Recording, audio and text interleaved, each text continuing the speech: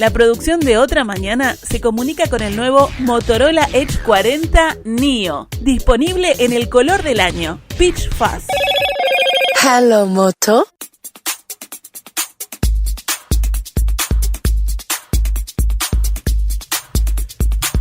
El Observador informó el sábado que el Ministerio del Interior seleccionó a las 2 organizaciones de la sociedad civil que van a trabajar aplicando la metodología de Cure Violence con el objetivo de intentar bajar los homicidios. Se trata de 2 ONG, Nueva Vida y Ecofamilia. Ambas desarrollarán su trabajo con 2 técnicos, un psicólogo y un trabajador social, y 8 interruptores que comenzarán a operar en el territorio. Antes comenzarán una capacitación con expertos locales en mediación y luego con representantes de la ONG internacional Cure Violence. A todo esto, y también vinculado a la seguridad y al mismo entrevistado, el lunes el precandidato colorado Robert Silva presentó unas propuestas en materia de seguridad pública.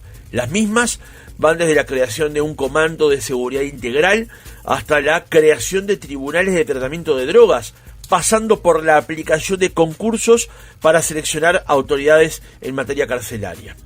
Vamos a conversar de estos temas en nuestra entrevista central con Diego Sanjurjo, doctor en Ciencias Políticas por la Universidad Autónoma de Madrid, máster en Cooperación Internacional para el Desarrollo y en Políticas Públicas, docente, actualmente coordinador de estrategias de seguridad integrales y preventivas del Ministerio del Interior y asesor del precandidato Robert Silva en el Partido Colorado.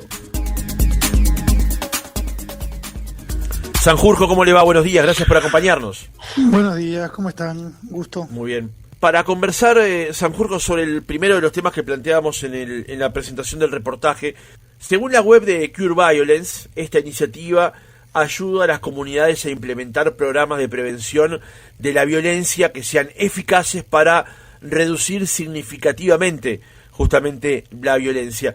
¿Qué más podemos mencionar, agregar para describir justamente a esta iniciativa Cure Violence que el Ministerio del Interior va a comenzar a aplicar aquí en nuestro país? Bien. A ver, para nosotros este programa responde sobre todo a 2 problemáticas que tenemos en Uruguay desde hace ya muchos años e incluso décadas, ¿no? Por un lado es el aumento de lo que mal llamamos a veces ajustes de cuentas, y por otro lado es la naturalización de la violencia que se da en algunos barrios y en algunas comunidades de nuestras ciudades, ¿no? ¿Por qué? Porque durante las últimas décadas han ido aumentando gradualmente los homicidios, pero sobre todo lo que han aumentado son los homicidios interdelictivos por parte de personas que ya tienen antecedentes penales, que de alguna forma están asociados a otros delitos, ¿no? Esto desde el año 2011 más o menos hasta 2019 aumentó de manera exponencial, y desde entonces lo hemos ido bajando, pero no lo suficiente, claramente. Ahora, es tanto así esto que hoy por hoy, en Uruguay como en tantos otros países del mundo, si uno quiere prever dónde va a haber un homicidio, el factor de riesgo más importante es un homicidio previo. Es decir, si alguien mata a otro, una persona mata a otra, lo más probable es que ese primer homicidio, a las pocas semanas, a los meses, termine ocasionando un segundo homicidio en venganza. Es decir, nuestros homicidios se dan generalmente en una dinámica de retaliación. Yo te mato a alguien y luego el hermano de la víctima me mata a mí, y luego el primo se venga, y luego el padre se venga, o hay una banda donde un miembro mata al otro. Es decir, un homicidio da lugar a un segundo, un tercero, un cuarto, un quinto.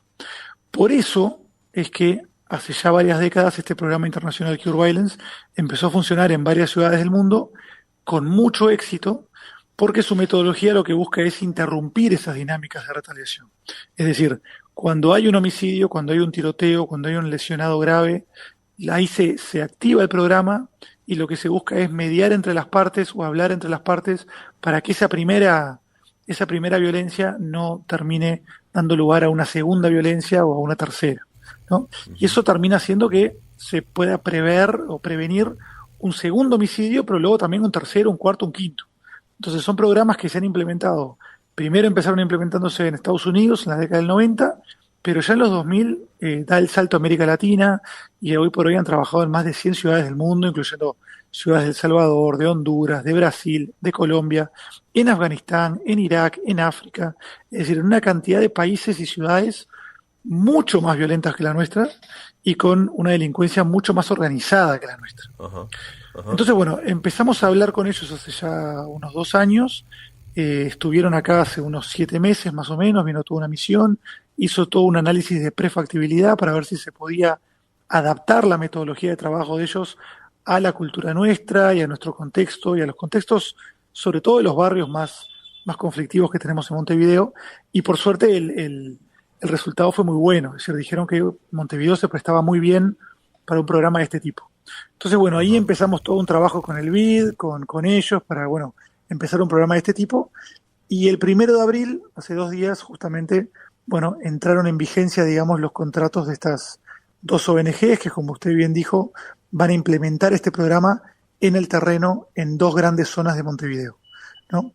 Y termino ya con esto, ¿no? Dije al principio que el programa lo que busca es atacar 2 problemas. Por un lado, los ajustes de cuentas, es decir, bajar los homicidios en esos barrios y bajar los tiroteos y la violencia. Pero por otro lado, lo que busca hacer este programa también es organizar a los vecinos de esas zonas para gradualmente desnaturalizar la violencia. Es decir, hablar con los vecinos, organizarlos para que los violentos estén cada vez más aislados y cada vez se rechace más la violencia en estos barrios, como se rechaza en otros barrios, ¿verdad? Es decir, tiene dos objetivos, uno a corto y mediano plazo y otro a largo plazo, que es desnaturalizar la violencia. Sanjurjo, el Ministerio del Interior, como decíamos, seleccionó a las 2 organizaciones de la sociedad civil que van a trabajar aplicando esta metodología de trabajo de Cure Violence. La pregunta es, ¿cuántas ONG se presentaron y por qué se eligieron estas 2? Bien, yo no participé del llamado, fue un llamado público, en toda regla. Se presentaron varias ONG, no sabría decirle ahora cuántas, pero ganaron aquellas que tenían el mejor puntaje en base a una serie de requerimientos, ¿no? Es decir, lo que precisábamos era que fueran ONGs que ya tuvieran experiencia trabajando con poblaciones vulnerables, con situaciones de violencia, con jóvenes sobre todo, porque lo que van a tener que trabajar sobre todo es con hombres jóvenes, ¿no? Que son los que más insertados están en la violencia y en el delito, que ya tuvieran mucha experiencia de ese tipo, ¿no? Y de hecho una de ellas, Nueva Familia, tiene mucha experiencia también en lo que es la rehabilitación de presos y en el trabajo con personas que salen de prisión, ¿no? Entonces, bueno, son 2 ONGs que aceptaron, junto con las demás que se postularon, ¿verdad? Aceptan el desafío de hacer una tarea que nunca se ha hecho en Uruguay, que sí se ha hecho, se viene haciendo desde hace muchos años en otros países y con mucho éxito, pero que en Uruguay es nuevo. Y bueno, y eso es todo un desafío muy interesante que nosotros del Ministerio del Interior simplemente apoyamos financieramente, nada más. Nosotros no tenemos ninguna asociación con el programa, salvo que los apoyamos financieramente, nada más. Es un complemento al trabajo investigativo y represivo que va a seguir haciendo la policía. Bueno, estas ONGs van a ser completamente independientes de nosotros y van a intentar prevenir la violencia, los tiroteos y los homicidios en estas 2 grandes zonas de la capital, ¿no? Tenemos a una ONG que es Ecofamilia, que va a trabajar en el norte de Montevideo, en todo lo que es Casa Valle, Marconi, Jardines del Hipódromo y varios barrios más, y va a tener una oficina en el recién creado Centro de Referencia de Políticas Sociales Aparicio Saravia, que es una gran iniciativa de este gobierno que aúna y conjuga un montón de organizaciones del Estado en una zona muy crítica, ¿no? Como es ahí Casa Valle. Y bueno, ahí va a tener su oficina. Y la otra ONG, que se llama Nueva Familia, va a trabajar en el oeste de la capital, en todo lo que es Cerro, Casabó, etcétera, y va a tener su oficina, digamos, en el Hospital del Cerro, también otra apuesta muy importante de este gobierno, ¿no? Usted mencionaba recién justamente que esta es una apuesta nueva, que quienes le impulsan vinieron aquí y entienden que es escalable a nuestro territorio, a nuestra forma de ser y pensar. Usted, como especialista en esta materia, ¿cómo ve justamente que se dé este paso a concretar una iniciativa que es nueva, es novedosa y que a muchos le ha llamado la atención, de utilizar interruptores de violencia, tal vez incluso hasta con cierto distancia que toman porque tal vez no se logre comprender efectivamente cuál es el alcance que va a tener el trabajo que van a realizar. ¿Cómo ve eso? Sí, es natural. Es decir, yo tengo a cargo una cantidad de políticas que son innovadoras. Yo lo he dicho muchas veces, nuestras políticas de seguridad están muy atrasadas en comparación con los países desarrollados, porque Uruguay, en el imaginario colectivo, sigue entendiendo la política de seguridad como algo puramente policial y represivo, cuando en el resto del mundo es un esfuerzo interinstitucional y que también conjuga la prevención y la rehabilitación. Entonces yo entiendo el escepticismo y está perfecto, pero de vuelta, estos son programas que se han implementado con un éxito tremendo. Estoy hablando a veces de que en los barrios donde se han instalado logran reducciones del 30, 40, 50% en materia de homicidios. Y estamos hablando de países, o sea, por ejemplo, ¿no? La misión que vino acá de Cure Violence eran unos 4 técnicos. Uno venía de Ciudad Juárez, en México, el otro venía de San Pedro Sula, en Honduras, la otra venía de unos barrios de Chicago. Es decir, ciudades y barrios, de vuelta, como dije al principio, infinitamente más peligrosos que los nuestros y con una delincuencia infinitamente más organizada y peligrosa que la nuestra, ¿no? Y ahí han tenido mucho éxito. Entonces, de hecho, la cuestión era ver si en Uruguay, un país mucho más pacífico, con barrios mucho más pacíficos que donde ellos suelen trabajar y con una delincuencia mucho menos organizada que aquella con la que ellos están acostumbrados a trabajar, si acá se podría implementar el programa. Y a ellos les parecía que esto facilitaba todavía más el trabajo, ¿no? ¿Por qué esto va a funcionar? Porque yo tengo mucha confianza en este programa, porque la metodología funciona con personas que crecieron, viven y duermen en los barrios de tratamiento. Es decir, en Uruguay tenemos una cantidad de ONGs que trabajan en barrios conflictivos y carenciados y que hacen un trabajo muy loable, pero generalmente los técnicos con los que trabajan no viven ahí, sino que entran simplemente a trabajar y luego salen. Estas no, estas son personas que son escogidas, las hemos contratado, porque tienen acceso directo a las personas que cometen la violencia. Es decir, son personas que viven y duermen en esos barrios, son personas que cuando eran jóvenes muchas veces estuvieron en bandas delictivas, son personas que desde hace años que trabajan sacando a jóvenes de la droga en esos barrios, son vecinos que se criaron a veces con los jóvenes que hoy se está tiroteando, ¿no? O sea, son equipos donde lo que los diferencia de la policía sobre todo, es el acceso cercano que tienen a muchas personas que cometen delitos. Y eso implica que ellos conocen el idioma, conocen las pautas culturales de estas personas, las manejan y tienen la capacidad de acercarse y hablar con ellos y hacerles entender algo que en realidad es obvio, que es que todos pierden con esa dinámica de violencia. Porque la persona que mata a otra o que va a tirotear a otra, ya sabe que a las 2 o 3 semanas seguramente alguien se va a vengar y lo va a matar a uno, o le va a matar al hijo, ¿no? O que va a terminar preso o muerto joven, como terminan la gran mayoría de estos jóvenes. Entonces, yo entiendo el escepticismo, lo entiendo claramente, hace años que vengo combatiéndolo, por así decirlo, pero estos programas cuentan con una evidencia tremenda detrás, en lugares mucho más peligrosos, la metodología es consistente y estoy seguro de que va a tener efectos muy positivos dentro de un par de meses. Sanjurjo, usted dijo recién que la política en seguridad en Uruguay está atrasada. ¿En este gobierno se ha logrado actualizar, se ha logrado avanzar en tener una visión más moderna de la seguridad pública? Y bueno, yo creo que sí, ¿no? O sea, este programa es un ejemplo clarísimo. O sea, por primera vez vamos a tener combatiendo el delito más importante a un actor que justamente es preventivo, es de la sociedad civil, es decir, es aunar esfuerzos con otros, ¿no? Tenemos una cantidad de ejemplos más, es decir, ahora vamos a poner en marcha con la ANEP un programa educativo por el cual una maestra y un policía en escuelas de contexto crítico le van a hablar a los chicos, a los chiquilines, sobre consumo problemático de drogas, violencia en las casas, violencia en los barrios. Es decir, vamos a acercar a la policía al sistema educativo y vamos a traer temas de seguridad que son tan importantes para la vida de los chicos a las escuelas, ¿no?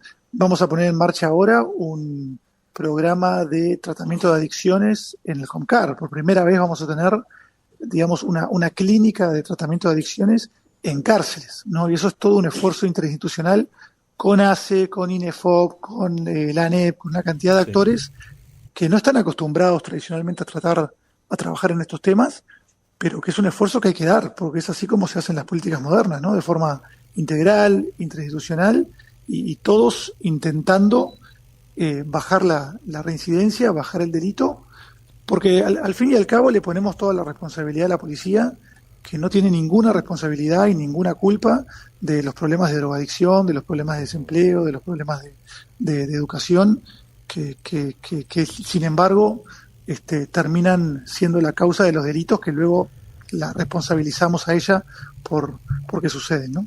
Ahora, Sanjurjo, permítame introducirle aquí esta otra pregunta, porque usted menciona que había en Uruguay una política atrasada, menciona una serie de programas e iniciativas que se están llevando adelante, que por supuesto van a tener un impacto de aquí a un tiempo determinado, que todavía hoy no podemos cuantificar. Ahora, de todas maneras, y teniendo en cuenta que la seguridad estuvo muy presente en la campaña política anterior y parece que lo fuera a estar nuevamente ahora, el gobierno menciona y se jacta de unos datos vinculados a lo más básico de la seguridad, o sea, que haya menos delitos, menos comisión de homicidios, menos comisión de delitos y menos homicidios, digamos. ¿Cómo dar el debate? ¿Cómo se da el debate con respecto al tema de la seguridad? Teniendo en cuenta a los programas que van a tener un impacto más allá o destacando efectos concretos que se dan en el ahora. Es que las dos cosas son cruciales. Es decir, acá en Uruguay se instaló, porque en Uruguay polarizamos todo, ¿verdad?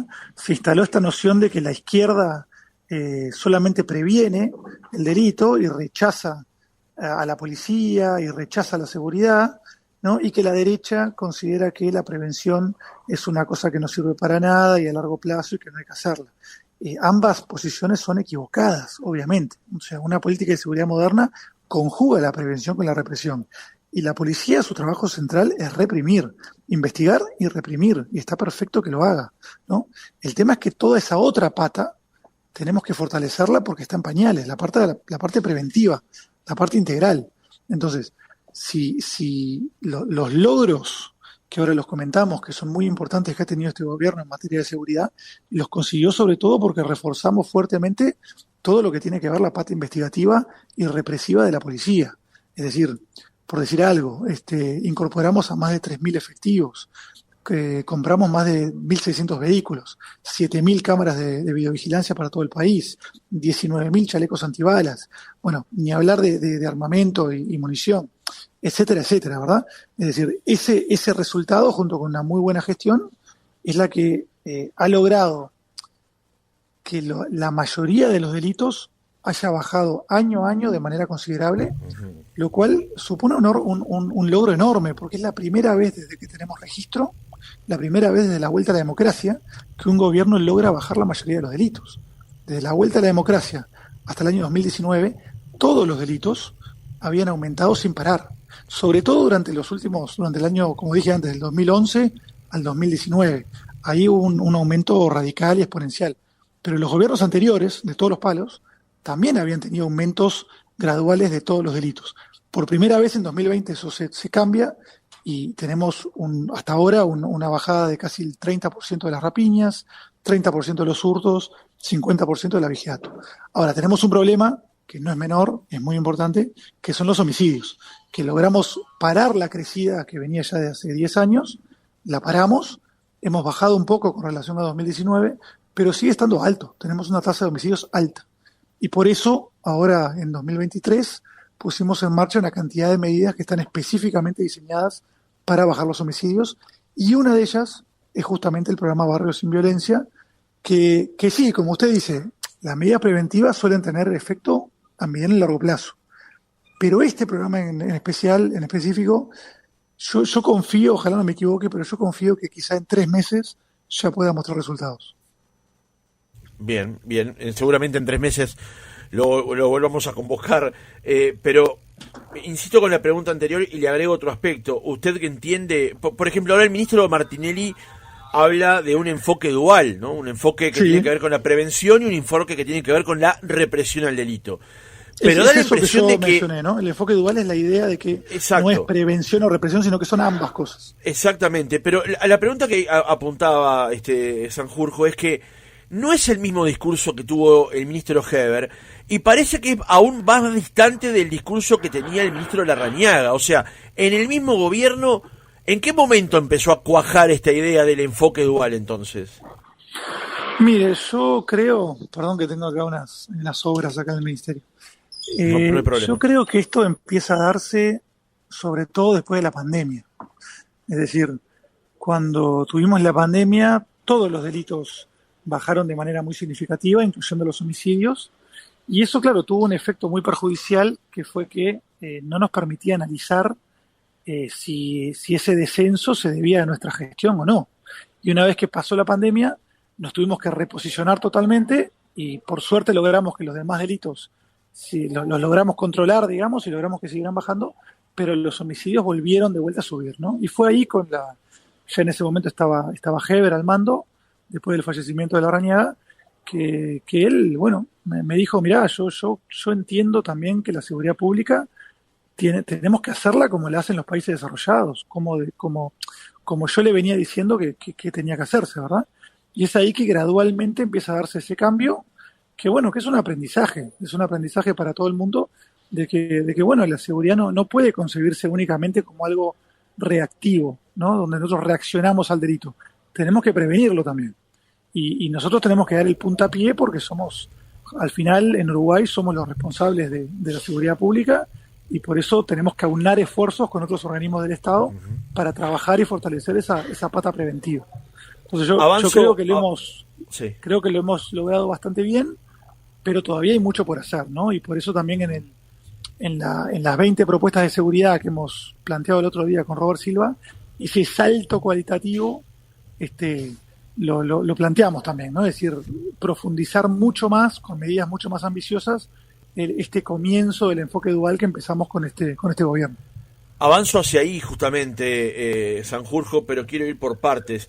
El lunes el sector Crece, que es la base de la candidatura de Robert Silva, exhibió unas medidas de seguridad pública presentadas justamente por usted, que es su asesor en la materia.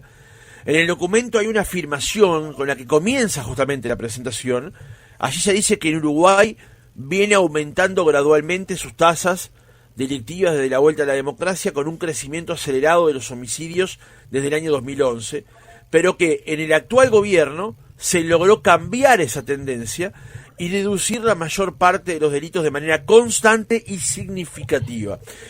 Le iba a preguntar cómo define el actual momento de la seguridad. Usted creo que ya avanzó con esa respuesta. En todo caso, le quiero preguntar, entonces, si usted cree que lo que se ha gestionado hasta ahora por parte de seguridad del ministerio, de los 3 ministros, ha sido valorado efectivamente por la sociedad y la sociedad hoy se ve más segura. A ver, en Uruguay y en todo el mundo el indicador por diferencia es el homicidio. Es decir, el homicidio es el indicador más fiable y es el indicador que generalmente mueve la aguja de la opinión pública. Y ese es, lamentablemente, el único delito que no hemos logrado bajar de manera significativa. O sea, está por debajo de lo que dejó el Frente Amplio en 2019, pero no muy por debajo, ¿no? Entonces, yo tengo una especie de frustración, porque por un lado, bueno, me frustra mucho que todavía no hemos logrado bajar los homicidios. Creo que la pandemia, como dije, nos atrasó mucho en las políticas que teníamos que llevar adelante. Pero por otro lado, nosotros gestionamos y servimos a 30.000 funcionarios, ¿no? Y ellos todos los días para bajar los delitos, todos los delitos. Y si logran reducciones del 30%, del 50%, si es la primera vez que en 30 años que se logran bajar los delitos, y yo tengo que celebrarlo, tengo que felicitarlo. Entonces, yo, más allá de esa frustración, estoy muy orgulloso del trabajo de este ministerio, estoy muy orgulloso también del trabajo del ministro Martinelli, me parece que está haciendo una labor brillante, y me siento muy identificado con él desde su punto de vista también de la seguridad, ¿no? Bueno, nosotros lo que planteamos ahora el otro día, el lunes, son 20 medidas de seguridad adicionales, alternativas. Ninguna de ellas se está llevando adelante porque justamente lo que queremos decir es, bueno, si tuviéramos un gobierno colorado con Robert Silva a la cabeza, se harían todas estas medidas nuevas, ¿no? pero eso no significa que yo esté insatisfecho con lo que se está haciendo en el Ministerio. Por el contrario, estoy muy orgulloso de un esfuerzo importante que se está haciendo y confío mucho en que este año los homicidios bajen también. Y de hecho el primer trimestre ya fue muy bueno, tuvimos una reducción del 18% en los homicidios. Ajá. Y bueno, esperemos que se mantenga en el primer semestre y también en el segundo. Ahora, justamente sobre esos datos, Sanjurjo, porque ayer lo planteaba en el comentario aquí en el programa, y si no lo hago con usted, de alguna manera, bueno, faltaría el compromiso de no mencionarlo. Usted que es especialista en esta materia, ¿usted ve válido, útil, tomar una referencia de 3 meses?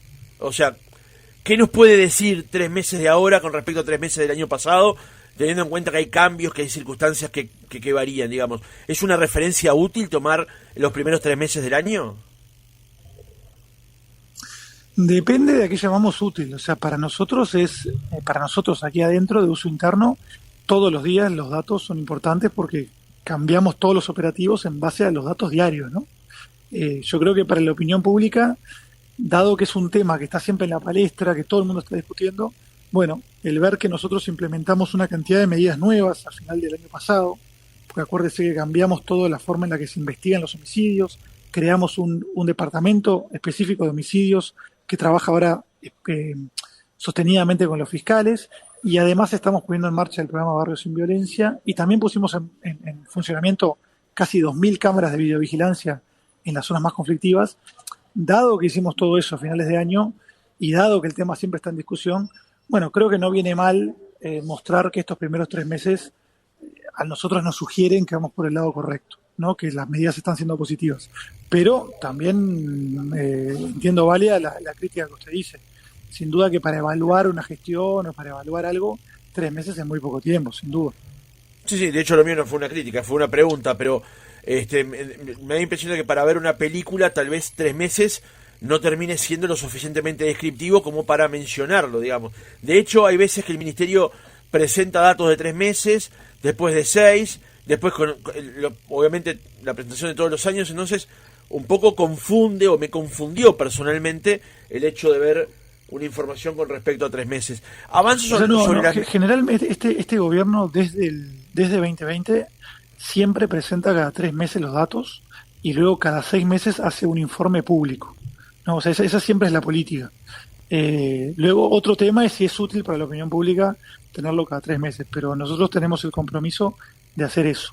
También yo le digo, un cambio radical que ha hecho este gobierno y en el que yo estuve muy presente fue, igual que le dije que nuestras políticas de seguridad necesitan modernizarse, la forma en la que medimos el delito precisa modernizarse, porque no es en todo el mundo que se utiliza en las denuncias de rapiña, denuncias de hurto, como indicador de la inseguridad. En los países desarrollados, hace décadas que se realizan anualmente encuestas nacionales de victimización, donde se le pregunta... Y ahí el acuerdo que hicieron con INE. Exactamente, ¿no? Y eso que costó muchísimo, fue un acuerdo que logramos hacer con el INE este año, lo estamos financiando nosotros, y el INE va a empezar... Ayer tuvimos una reunión técnica sobre eso. Por un lado, en la encuesta continua de hogares, que se hace cada 6 meses, hay un apartado donde se le preguntan a las personas si sufrieron delitos, y luego este año se va a realizar una primera encuesta nacional de victimización, y la idea es que cada 2 años el INE la realice, ¿no? Y los datos le van a pertenecer al INE, y el INE por ley, por decreto, tiene que hacerlos públicos. Y esto no es menor, porque el Frente Amplio en su momento hizo también una encuesta nacional de victimización, costó como $200.000, y los resultados fueron tan negativos que la mandó a encajonar. Entonces nunca tuvimos la base de datos, nunca tuvimos los resultados, eso no puede volver a pasar. Los datos de una encuesta de este tipo son muy dolorosos para un gobierno, porque claramente demuestran que hay mucha gente que sufre delitos y no los denuncia, ¿no? Evidentemente. Entonces, bueno, es la manera de tener un diagnóstico acertado y es, por tanto, también la manera de tener políticas acertadas. Por eso es que ahora el INE, por decreto, las va a empezar a hacer cada año. Y bueno, yo espero que en 5 años ya no estemos discutiendo sobre las denuncias y los indicadores nuestros, sino que nos estemos basando en los resultados de esas encuestas. Yendo a las medidas concretamente, Sanjurjo, por una cuestión de economía del tiempo, plantean, dentro de lo que es el sector Crece, la candidatura de Robert Silva, una política de saturación social para niños, niñas y adolescentes con familiares directos involucrados en el delito. ¿Qué es esto y qué implica una saturación social? Bien, capaz que hago una pequeña introducción, ¿no? Tenemos 20 medidas, estamos muy orgullosos de estas 20 medidas porque desde nuestro punto de vista el debate público sobre la seguridad pública estaba siendo realmente muy pobre, ¿no? Muy triste.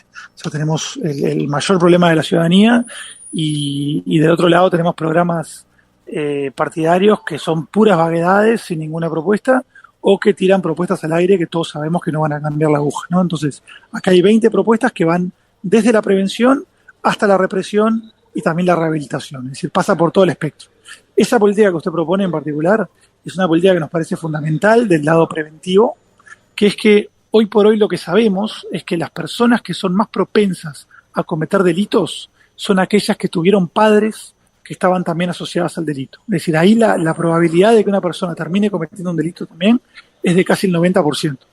Entonces, a esos chiquilines el Estado no les puede fallar.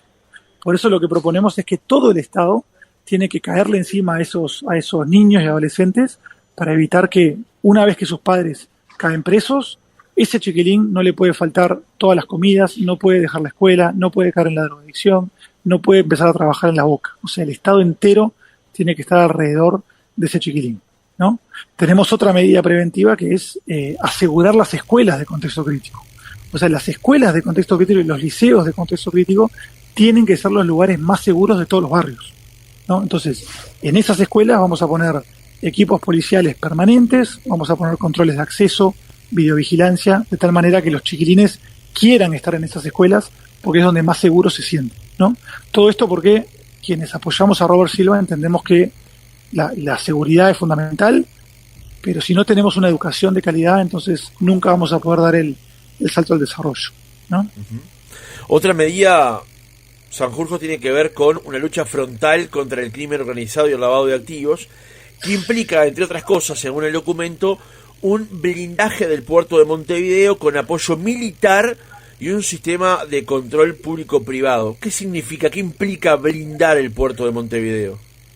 Bien, el crimen organizado a nivel internacional a veces se utiliza la metáfora del pulpo para describirlo. O sea, el crimen organizado es como un pulpo que el Estado, la ciudadanía, deja un montón de huecos por el cual se va metiendo, ¿no? En la medida en que no tenés un buen sistema educativo, en la medida en que los partidos políticos no declaran de dónde son sus ingresos, en la medida que tenés una policía quizá con salarios sumergidos, todo eso da lugar a que el crimen organizado lo aproveche para corromperlo, para entrar por ahí, ¿no? Entonces, por eso lo que se suele hacer, o lo que se está haciendo desde hace muchos años, acá nunca se ha hecho, son auditorías nacionales de seguridad, donde lo que nosotros planteamos es invitar a Naciones Unidas a que venga a Uruguay y nos ayude a hacer un diagnóstico, una auditoría general de todas estas debilidades y fortalezas que tiene el país, sobre las cuales se pueda crear una estrategia de lucha contra el crimen organizado.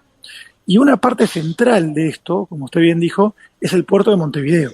Generalmente hablamos siempre de la frontera, de cómo la droga entra por la frontera y cómo hay que parar la droga que entra por la frontera. Ese esfuerzo es tan importante como estéril, como imposible. O sea, ningún país del mundo logra evitar que la droga entre por sus fronteras. Pensemos en Estados Unidos nomás. Estados Unidos hizo una muralla, un muro en la frontera con México, y este año le entraron más drogas que nunca antes, ¿no? Entonces, ese esfuerzo es importante, hay que hacerlo, pero es imposible de llevar adelante. Pero Uruguay tiene una excepcionalidad a nivel regional seguro, y quizá también mundial, que es que tenemos un solo puerto por el que sale toda la droga. O sea, Uruguay es un país de tránsito muy importante.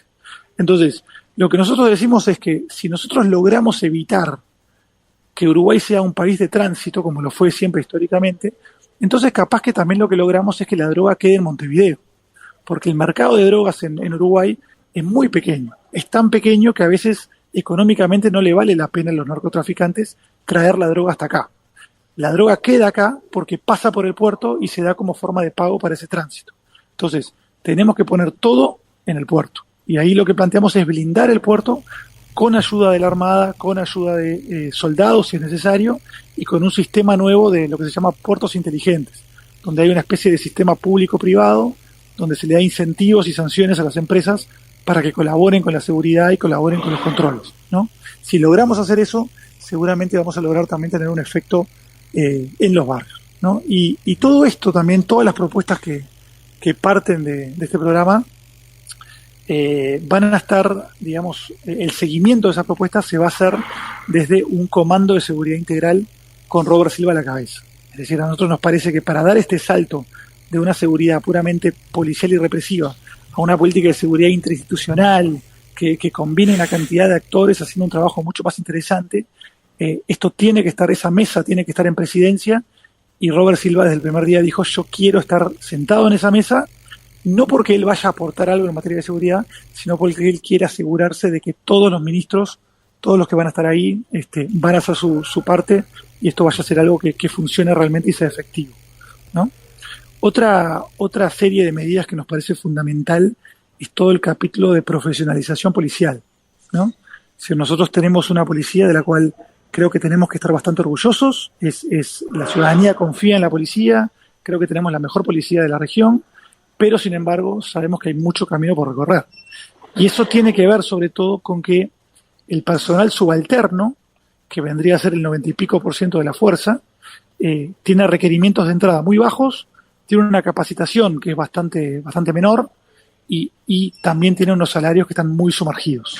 Por eso lo que proponemos es un salto de calidad en la materia, empezar a exigirle a los postulantes liceo completo. Hoy solamente se les pide ciclo básico, vamos a pasar a pedir liceo completo, vamos a aumentar la formación, que es de 600 horas, la vamos a aumentar un 25%, y la contraparte de esto, si le exigimos más a las personas, tenemos que también pagarles mucho mejor.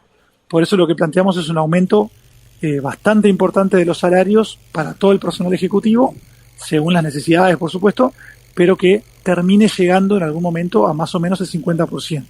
Sí, ¿no? Ustedes establecen definitivamente que sea un aumento del 50% del salario policial. La pregunta es, teniendo en cuenta que en nuestro país hay 30.000 efectivos policiales, ¿de dónde saldría el dinero para esa corrección salarial? Sí, es una pregunta válida. O sea, lo primero que planteamos es que tiene que ser para el personal ejecutivo, que no son 30.000, son bastante menos, son los policías que están directamente vinculados a la disuasión, a la investigación y a la represión del delito, ¿no? Eso para empezar. Segundo, tenemos una cantidad de tela para cortar en materia de ahorro y eficiencia. Perdón, usted dice no son para... 30.000, ¿cuántos son efectivamente? Entonces, policías ejecutivos son como 22.000 más o menos. Bueno, 8.000 corrido del número que le di. La pregunta sigue siendo válida. ¿De dónde saldrían recursos para aumento del 50% de 22.000 salarios? Voy a eso.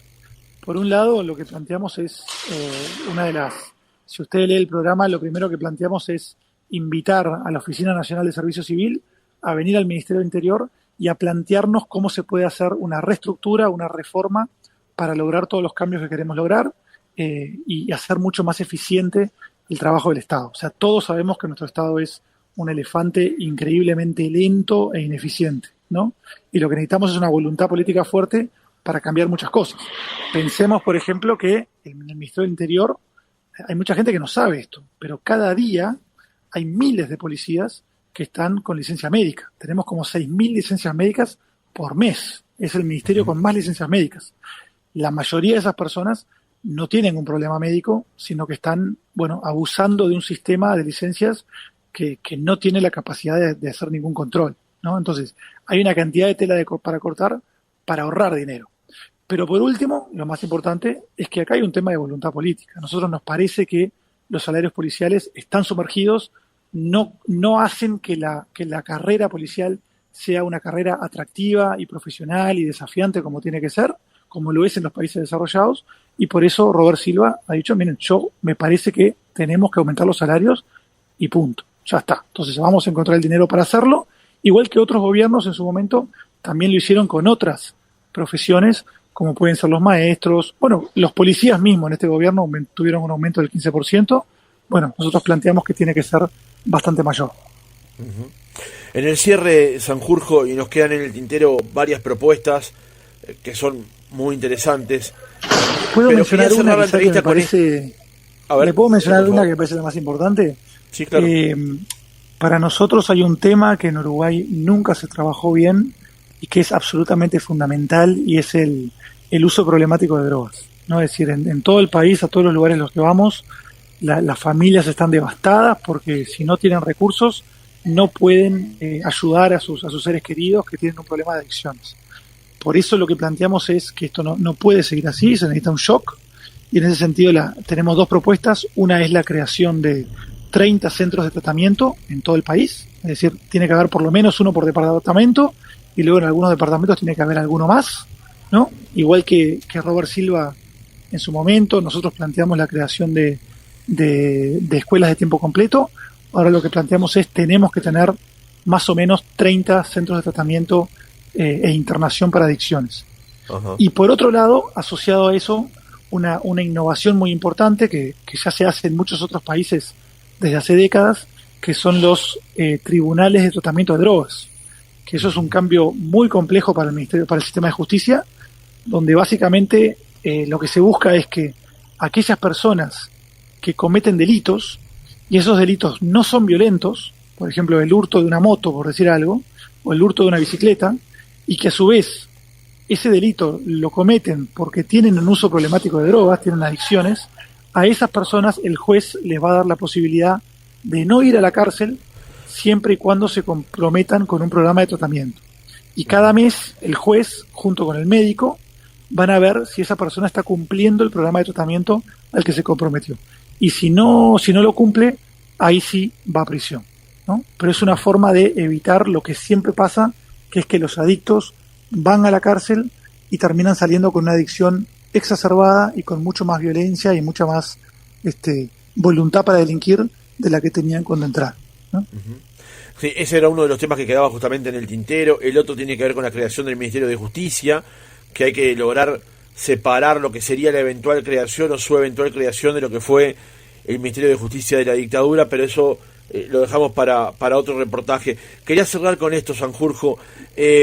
Obviamente el presidente de la República, cuando es electo, siempre se reserva para sí una cantidad de puestos que son su mano derecha y su mano izquierda, digamos. Uno de esos puestos sensibles es el Ministerio del Interior.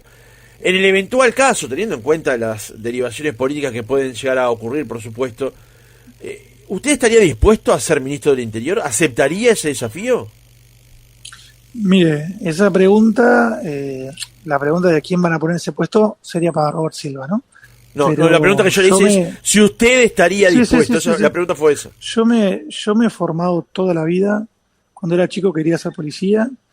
Tuve la suerte de ganar becas para poder irme a estudiar al extranjero, y me formé toda la vida para diseñar y para gestionar y para llevar adelante políticas de seguridad. Volví al país, renuncié a mi trabajo en Europa y volví al país hace muchos años, justamente para ayudar a modernizar las políticas de seguridad del Uruguay. Así que sí, sin duda, y además llevo 5 años trabajando acá, y la verdad es que me encanta. O sea, este lugar, más allá de que es una tritadura de carne, como dicen, y todas las complejidades que tiene, a mí me encanta el trabajo que hago, me gusta cada vez más, así que sin duda que es un trabajo, digamos, dirigir las políticas de seguridad es un trabajo que siempre me va a interesar. O sea que si se lo plantearan, aceptaría. Sí, por supuesto. Diego Sanjurjo, director del Ministerio del Interior y también asesor del candidato a la presidencia por el Partido Colorado, Robert Silva. Gracias por haber estado otra mañana con nosotros. Muchas gracias, un saludo.